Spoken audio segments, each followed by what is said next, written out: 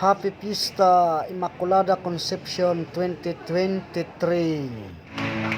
Ang San Lorenzo Ruiz Choir. Ito po ang grupo ko po ng San Lorenzo Ruiz.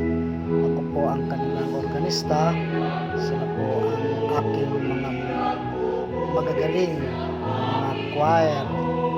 Yan ang mga gaganda nila, no? Yan. Shout out dyan sa mga choir ko. Yung iba dyan, yan po ay sumabay lang po kasama ng mga seminarista galing sa St. Peregrine Parish. Kaya nandyan po sila, kasama po namin sila.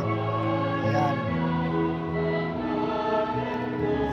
Ang San Lorenzo Ruiz Choir na 2 taon na po nananatili silang choir.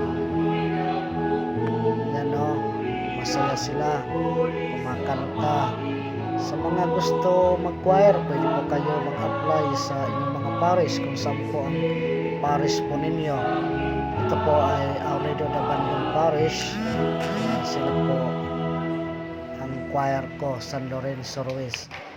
Sila po ang mga seminarista ng Servite Sisters sa St. Peregrine Parish.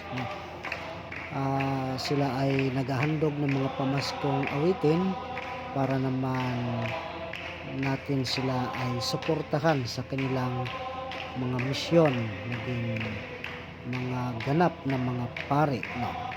Sila ay hinuhubog sa pag-aaral sa kanilang pag-aaral na maging tunay na mga pari, no? Kaya atin sila suportahan. Ako, hindi ko tinitingnan ang isang pari o mga pari kung ano ang kanilang personalidad. Kasi normal yan, bilang tao, meron tayong kanya-kanyang personality. Kaya kahit sinong pari ang aking makasama, hindi ko po tinitingnan ang kanilang pagkatao, kundi pari o pagkapari ang aking tinitingnan sa kanila.